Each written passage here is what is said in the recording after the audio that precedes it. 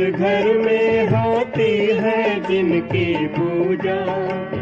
चेतन में वो देवियां आ गई, चेतन में वो देवियां आ गई, शिव शक्तियां आ गई।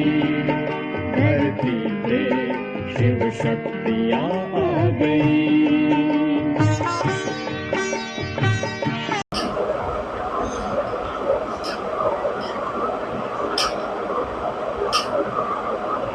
ओम शांति। आज है शक्तियों का दूसरा नवरात्रि। तो शक्तियों के लिए भी कहते हैं नवरात्रि। तो नवरात्रि किसने? शिव के साथ ही शिवरात्रि कहते हैं। शिवरात्रि रात्रि के समय ही परमात्मा ने देवियों को जागृत किया। उनकी आत्मा जो सोई हुई थी उनको जगाया। उन्हें सबसे पहले आत्मा की रोशनी दी। उन देवियों ने अंधकार के समय अनेक आत्माओं को रोशनी दी, इसीलिए उनका यादगार शक्ति के रूप में। तो आज का विशेष है ब्रह्मचर्य के ऊपर। तो ब्रह्मा के हर बात को अपने जीवन में उन्होंने धारण किया है, इसलिए ब्रह्मचर्य कहा गया है। तो जिसका अर्थ है तप। तप का आचरण करने वाली। तप मीन्स चाहे उनके सामने पवित्रता के लिए कितनी भी समस्या आई, उन समस्याओं को उन्होंने सहज सहज उन पर विजय प्राप्त की, इसलिए उनको है शक्तियाँ कहा गया। तो दूसरा तप का आधार है पवित्रता होती है, जिसके लिए जीवन में ब्रह्मचर्य की धारणा करना आवश्यक है। जब परमात्मिक ज्ञान रूपी शक्ति मिली, तो जब परमात्मा की शक्ति मिलने से, परमात्मा का ज्ञान रूपी लाइट मिलने से उनके अंदर एक पवित्रता, नई जागृति प्रत्यक्ष हुई और खुद भी उसको पालन करती गई। औरों को भी क्या जीवन में पवित्रता धारण करने के लिए प्रेरणा देती, प्रेरणा की एक स्रोत बन गई।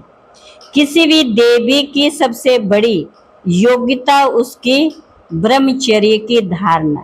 तो देवियों के सामने चाहे कितनी दूषित वृत्ति वाला आता है, तो उसकी दूषित वृत्ति भी क्या पावन श्रेष्ठ बन जाती है। इस देवी के दाहिने हाथ में जप करने की माला और बाएं हाथ में कमंडल दिखाया जाता है।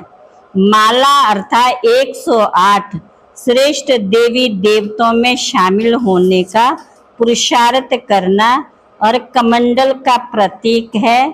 कमंडल में हमेशा कोई पानी डालते हैं, कोई दूध डालते हैं, कोई तेल डालते हैं।